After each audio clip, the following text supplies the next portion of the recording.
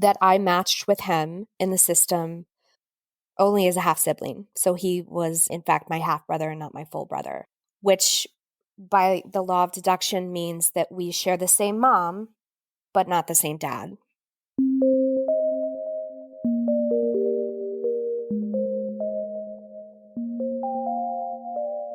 Hello, you are listening to NPE Stories. This is a podcast where NPEs can share their story. I am your host, Lily, and I found out I was an NPE through an ancestry DNA test that changed my life forever. NPE is a term that stands for not parent expected or non-paternal event. This means that one or more of our parents are not who we believe them to be. NPE Stories is a podcast where NPEs can share their story of what their original family was like, how they found out they were an NPE, and what their journey has been like since the day they found out. And welcome to episode 140. And coming up in the next episode, I believe maybe 1 or 2 weeks from now, I will be having on Cara and Alicia from Right to Know to answer questions about the Untangling Our Roots Summit, and also to speak briefly about their NPE stories, which they have been featured on many other NPE podcasts. So if you've heard their story before, we will probably only go into it briefly. If you have a question about the Untangling Our Roots Summit, which is a summit that will be held March 2023 in Louisville, Kentucky, a summit that will be for it's like a healing retreat conference for NPEs, late discovery adoptees, donor-conceived individuals. If there's anything you want to know about it, please feel free to email me at npestories@gmail.com, and I will ask them when they come on in the next week or two. Okay, I think that's the only announcement I had for today. And today we're going to be listening to an NPE share her story. And I am speaking with Liz. Hi, Liz. Hi, Lily. Nice to talk to you today. Yes, thanks for having me on. I don't normally look into the backstory. And I was wondering, do you identify as an NPE? Yes, I do. You do? Okay. Just wanted to know. Sometimes I also have on adoptees or donor-conceived individuals. So, Miss Liz, we are going to listen to your story today. And why don't you start with your family of origin and we'll take it from there. Sure. So I come from a family of 4, and I grew up as an Air Force baby. The person that I knew as my father was in the Air Force for his whole career and grew up in Charleston, South Carolina.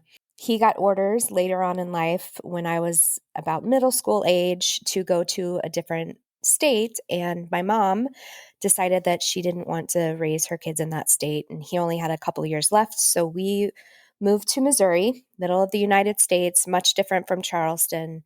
And I finished my childhood out there and was separated from the person that I knew as my father until he came back after he retired 4 years later.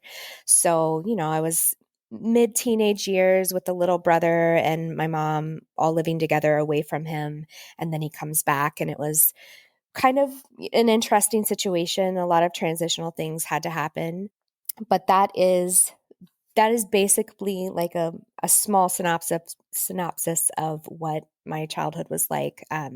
Just very close with my mom because her and I were around for 7 years before my brother was born. And then the 3 of us being in Missouri while he was in New Jersey, it was just a lot of togetherness with her. So ended up being very close with her. Okay, so did you spend most of your later childhood just with your mom while your dad lived on the East Coast? Yes. So he came back, like I said, when I was mid-high school years. And, as a teenager, especially a female, you're kind of in those weird years where you're trying to figure out the world. So there was a lot of things going on, a lot of drama. I could tell that my mom and him, being separated, that had paid a toll on their marriage. So I ended up graduating from high school, going to college, and never really had that connection or bond with him, with the person that I knew as my father. And while my little brother did, because he was younger than me by 7 years and they really got to bond, but I never really had that connection. I was very much did with my mom, but not with him.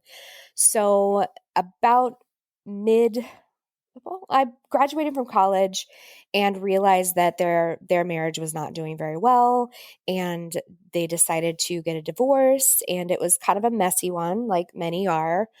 And my brother struggled through that because he was just at the end of his high school years when all of that was going on, so he saw a lot of the fighting and the drama. Um, while I had moved out and moved on and gotten married on my own, and it was just a lot of traumatic stuff happening that sometimes most divorces come along with. And there was a period in time when I stopped speaking with my mom because of the way that things happened. And some things came out during that time about my birth that my dad, the person that I knew as my father, had actually shared with me in that moment, probably driven by a lot of emotions from the divorce and just angry with my mom. I don't know his intentions, but when they came out, I was very much surprised. So, the thing that came out that first kind of prompted me to wonder what was going on was that he told me that I was born before they got married, which I vaguely remember because I remember seeing pictures of myself in their wedding. But he told me that he wasn't aware that I was born until I was almost a month old. So apparently, my mom had not told anyone she was pregnant.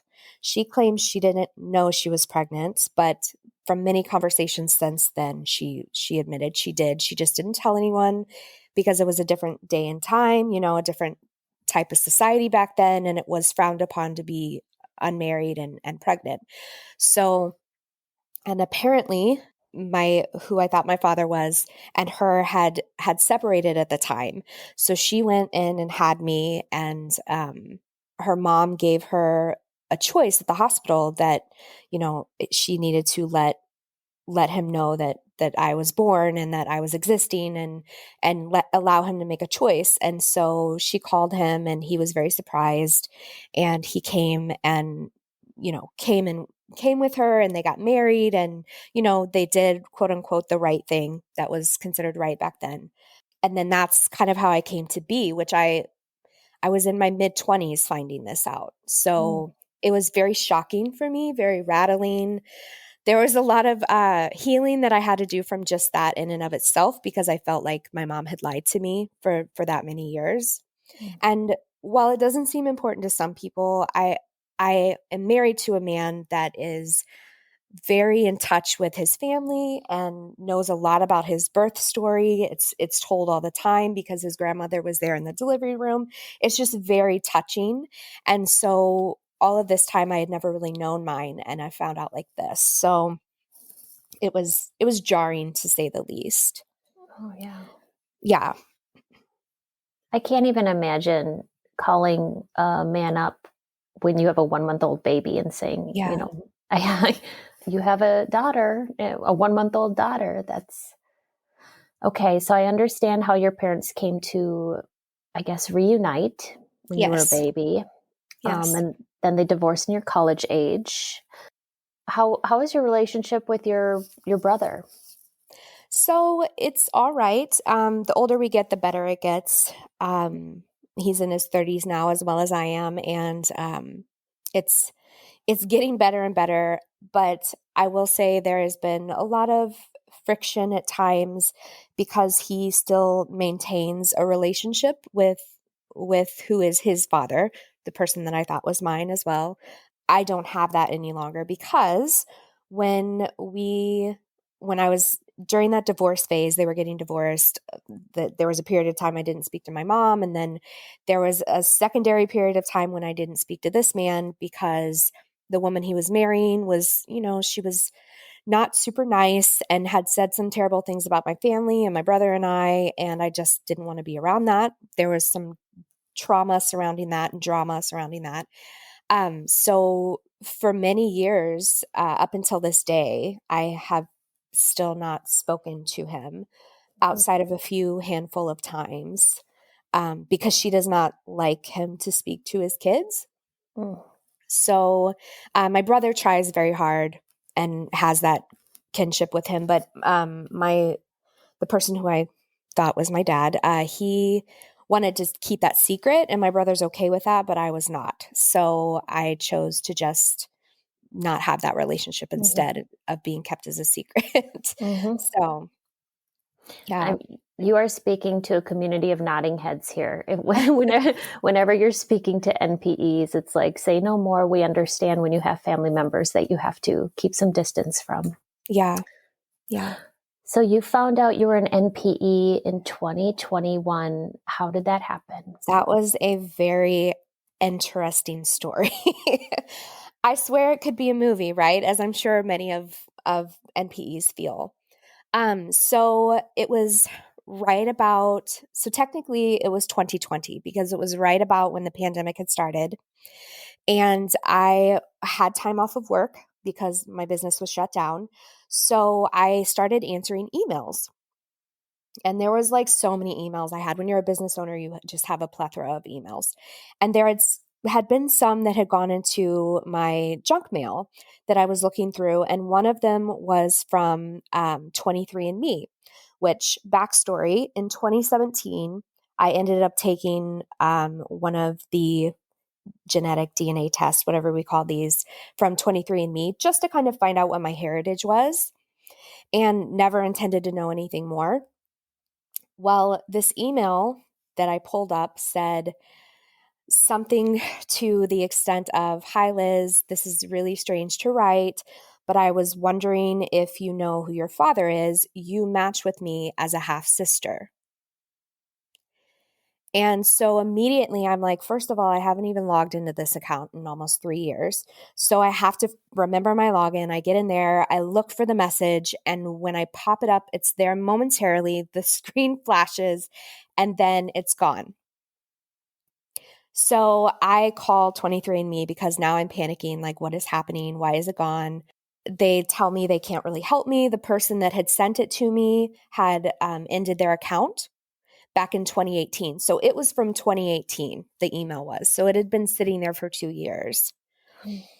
And I was just in a state of shock and tried to gather myself and know that, like, okay, that was a dead end. I wasn't going to find this half sister by 23andMe helping me out. So what was I going to do? So of course, because I'm very close with my mom, I call my mom. And I just read it to her, and I'm like, I don't even know what to think about this. And so she's like, your dad was in the military. It could have been a situation where, it happens from time to time that people step out on each other, and he could have just had another child by someone else, and we just didn't know. And so I sat with that, and I sat with that for about a year. And in 2021, I called my brother, my half brother, now that I know he's my half brother, but my half brother at the time, my brother at the time, I call him and I tell him I've really been thinking about this and I want to try to move forward and figure out who this person could be. So I wondered if he were to take a test, if maybe this person in some way on one of the forums would pop up to match with him. So he agreed. He took the test. Several weeks later, he called me and he said, "I need to talk to you right now." So I sit down and he proceeds to tell me that I matched with him in the system, but only as a half brother, only as a half sibling. So he was, in fact, my half brother and not my full brother, which by the law of deduction means that we share the same mom, but not the same dad. So I had a moment where I had to like wrap my brain around this, meaning that I had grown up thinking that this man was my dad. He was told he was my dad at my birth. And what the heck is going on?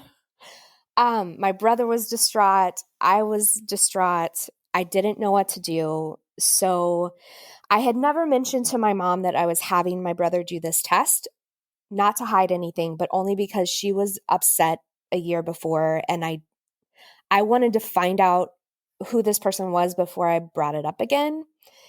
I never expected to hear that this was going to be the situation. So I started Googling things because I didn't know what else to do. And I found out that there are these people that do this job called being a search angel. And I hadn't heard about this. I didn't know anything about it, but I found one on Facebook and in the middle of the night emailed her like a crazy person probably and told her my situation and asked her if she thinks that it would be something she could help me with and help me find who my actual father was.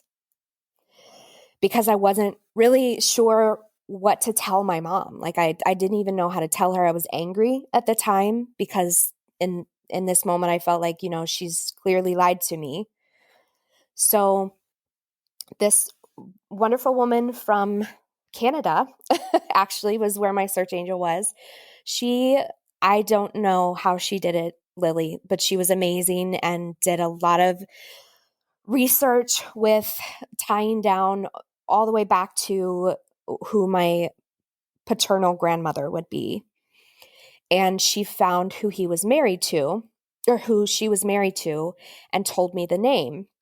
And the moment she said that last name, I was like, oh my God, I know who this is. So my mother in high school had a very close friend slash boyfriend that they dated throughout high school and college. And I only knew his name because my grandmother, my mom's mother, would talk about him all the time. There were pictures of their prom that I had seen. And, he was part of the family back then. And that is who popped up as my paternal grandfather. So his father was who popped up as my paternal grandfather. So now I knew a name. Now I knew who it was. And I had to go to my mom and tell her that this was the situation. And it was super awkward and very emotional. And at first, when I laid this all out to her and explained how it had, the chronological things and how it happened, she was frustrated that I hadn't told her that my brother had done a test. But again, in my defense, I was like, we didn't expect this to be what we found out. So, crying on the phone, it was a very emotional situation. And she at first was very much in denial that it couldn't be possible. That was the position she took for, I would say, a couple of weeks, that it was impossible, that this couldn't be my dad. I talked to my half brother and I asked him if his dad, who now I guess we would call my stepdad, would be willing to do a DNA test, like a spit swab test, like walk into a place and do it. I found a company here in Kansas City that does it, and he agreed to it. And so he went at separate times, so we didn't have to see each other. And test comes back, and there is no connection between him and I at all. So it is, in fact, positively sure that this person who I thought was my dad is not my biological father. And so I took that information to my mom, and she was distraught again, understandably. And she basically just told me, I didn't know. I didn't know. I didn't know that this was what was happening at the time of your conception and your birth. And I wasn't aware that this was what was going on. So that's kind of at the point where we got to where I realized, like, okay, so either I have to work this out with her and figure out and do a lot of therapy, or I just have to be angry for the rest of my life and just not understand this. So I chose the first option, and she was going to therapy. I was going to therapy, working through things. But to this day, she still remains firm that she just wasn't aware that this is what happened. It wasn't a lie. She just wasn't aware. So, Okay, so I understand how your mom says she, she didn't know, there was some denial, and she just didn't know. But then you did say that your mom and you both went to therapy. Now that interests me because a lot of times we, as the MPE, seek out counseling, but it sounds like your mom also went to a therapist. yes. And we never did group therapy, like joint therapy. I'm just not at a point where I'm ready for that yet. But her therapist has actually suggested maybe doing a session together. I'm just not ready for that yet. But yes, we both sought out therapy from separate therapists. Hers more so to kind of work through the possibility of finding out why she has kind of maybe repressed some things and doesn't see how it could be possible and doesn't understand how it happened that way. And me just trying to heal from all of what I'm finding out, basically. I totally understand, because it's a trauma for us going through Yeah, this, and I'm so glad that you have tried some things like counseling for it. yeah, But it is rare that I hear of a parent going, especially a mother. So I just wanted to clarify that, and I think that's great. And I totally understand not being ready to do the group thing yet. yeah, yeah. But I am, even as frustrated as I've been with her, I am happy to say that I'm proud of her doing that. I think that's a big step for her. I think that's important. So, It definitely is a huge step. I mean, what a way to show willingness, to yeah, the willingness to for the relationship.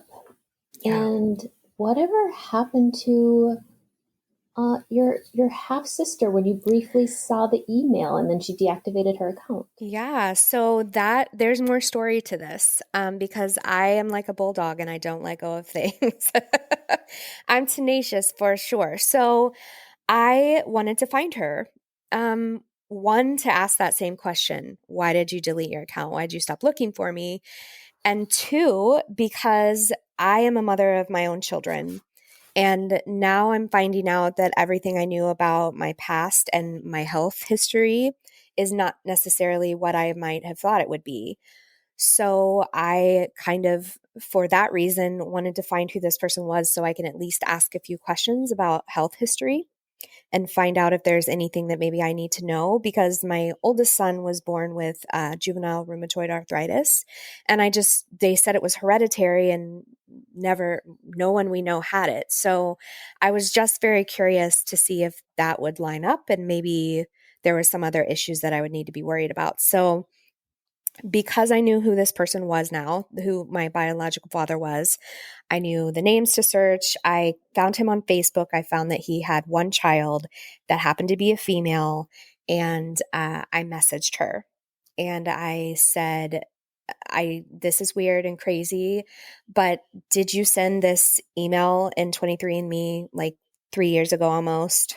And um, if it is, can I ask you, would you be open to speaking with me? Maybe not about connecting, but just about your family health history, if we actually are related and so that I know some things. And she emailed me back. She Facebook messaged me back and gave me her phone number. And we chatted back and forth on message for a little bit. And then I ended up calling her. Um, she is 10 years younger than me.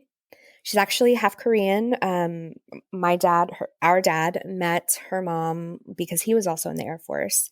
They got married and had her well after my mom and him were together, like far, far after. So, but it was interesting to talk to her, to see her, like see pictures of her, see similarities between the two of us.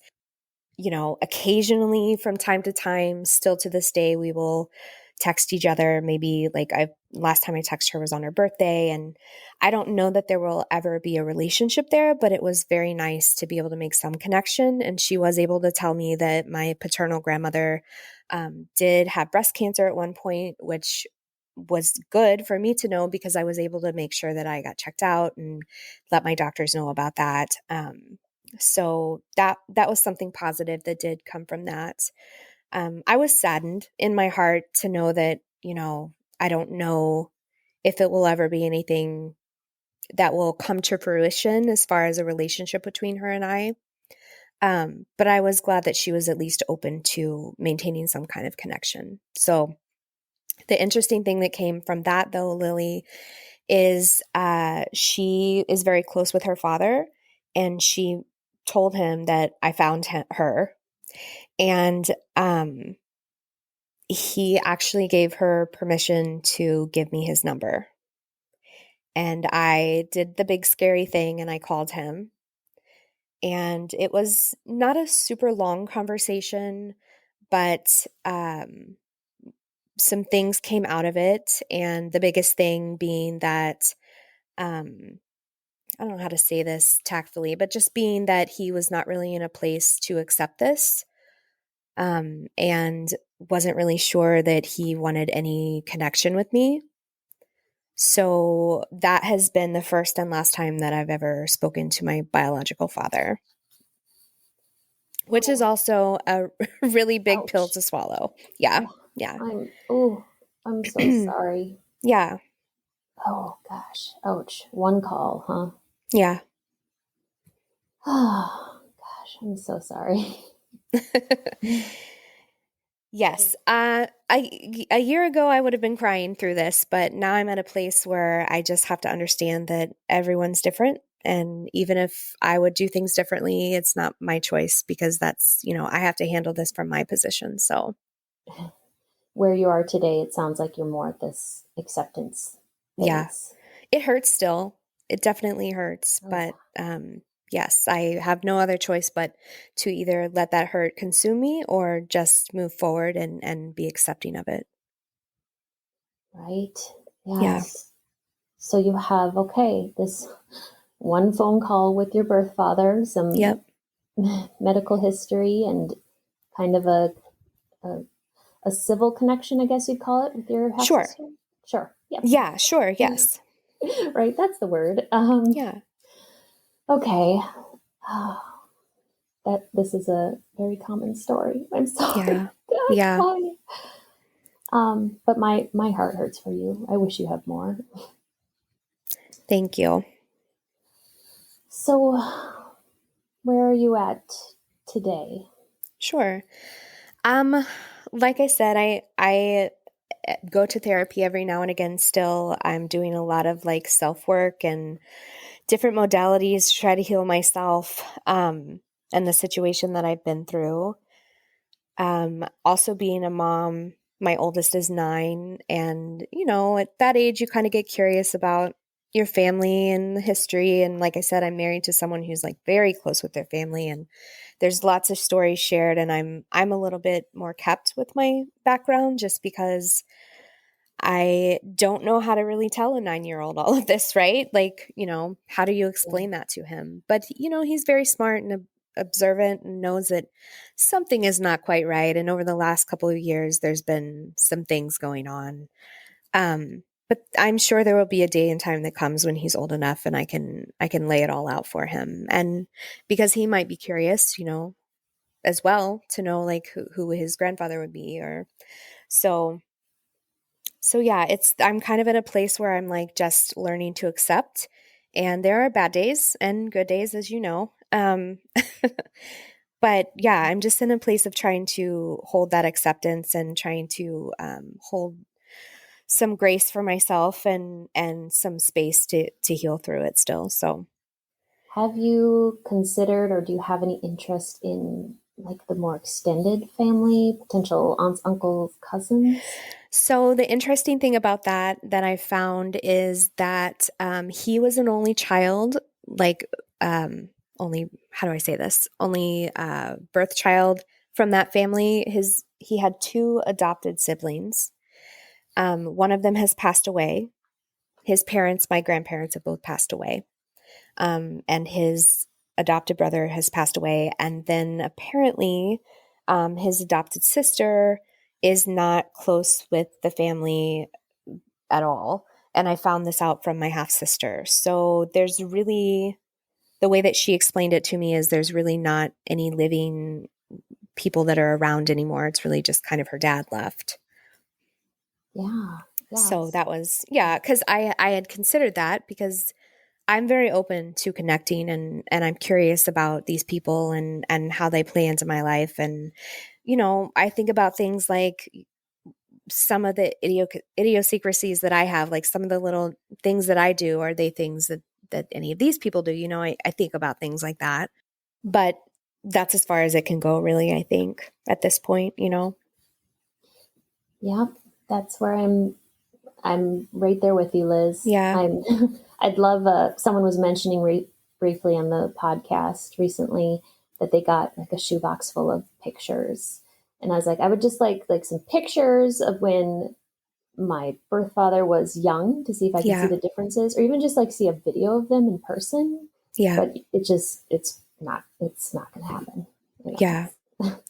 And Lily, I feel bad about that too. And I am fortunate though, because my mom did go to my grandmother's house, her mom's house, and take some older pictures that she had kept from those times in high school and early college, and she did give me some of those.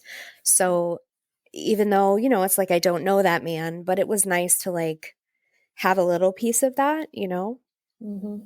Mm-hmm. I think the other hard part that's come from this is that I told my mom I'm a pretty independent person and pretty outspoken. And I told my mom probably 9 or 10 months ago, I don't want to hide this. Like this is my story too. And I understand it's maybe what she might consider embarrassing for her, even though I'm not embarrassed by it. I don't think she should be. Things like this happen all the time. Mm-hmm. We're human, we make mistakes, but I told her I didn't feel like hiding it. So if people were to ask me, I didn't want to lie. I didn't want to tell a different version of what the truth was. Yeah. Um, and the big problem with that was that she would have to tell her parents because they weren't aware of any of this, any of this was going on. And they're from a different time, right? Yeah. And this is frowned upon and embarrassing and should be shunned and shamed, right? Mm-hmm. So she did end up telling them, and they ended up calling me and being very upset with me that I had even sought this out, and basically choose not to speak with me anymore. So it was like I gained a dad, lost a dad, gained a half sister, kind of kept her, lost a brother, gained a half brother, and then now my maternal grandparents don't want anything to do with me. So there was a lot of loss during this situation, for sure. So much Yeah, loss. yeah. Oh my gosh, I'm so sorry. And you like, you did nothing wrong. I'm so And sorry. that's a fight I kept having with myself. Should I have not done that? But I am a person that wants to walk in her truth and speak her truth, and I want to model that to my kids. And so I had to do what I had to do. And if they can't see that my mom and I are working things out, and we're trying to be healthy with each other. And if they can't get on board with that, and they have to point fingers and find someone to blame, then I guess I'll just be that scapegoat. Yeah, because you're in scapegoat status right now. Yeah. Completely. Yes, especially with the even the grandparents. Yeah. Oh, I'm so sorry. Thank you for sharing this today, including all the loss. I don't. You're so clear with your story. I don't even really have any questions right now, but Okay. I know people might have questions for Sure. you, and are you open to people contacting you if they want to do that? Absolutely. I'm totally open to that because I would like to serve as something that I couldn't find. Luckily, I did find some groups that are full of NPEs, and to even know what that was called, I didn't even know there was a name for it at first. But yes, I would be open to sharing my story or answering questions for anyone that's kind of going through this and Mm, feels lost. So, that would be great. So, two things here. I want you to give out your email address, and also, if you want to share, I know sometimes the Facebook groups are private, or maybe people don't want to give out that information. But if you want to share some of your favorite ones, I'm sure people would love to hear that as well. Okay, sure. My favorite group that I found some support in on Facebook was the group called NPE Friends Fellowship. And it's just basically a community where they're just bringing awareness to people being affected by discovering that they're an NPE. And from that, I found a bunch of people and other groups that kind of became a safe place for me to vent and just read other stories and know that I was not alone in going through this. So that would be where I would direct people to go first, is that NPE Friends Fellowship. Wonderful. And how could people reach out to you? Sure. Feel free to email me. My email is thelizsowers, so TheLizSowers @gmail.com. Liz, thank you so much for your patience, for waiting to share your story today, for sharing your story and your loss and your trauma and everything you've been through. And thank you for spending the time to do this afternoon. Yeah, thank you for having me, Lily. I appreciate it. These stories are here for us to identify with. If you are an NPE and would like to share your story, email npestories@gmail.com. You do not have to give any identifying information. If you are an NPE and would like to share your story, I'd like to hear from you. Subscribe to this podcast to hear more. Come heal with us.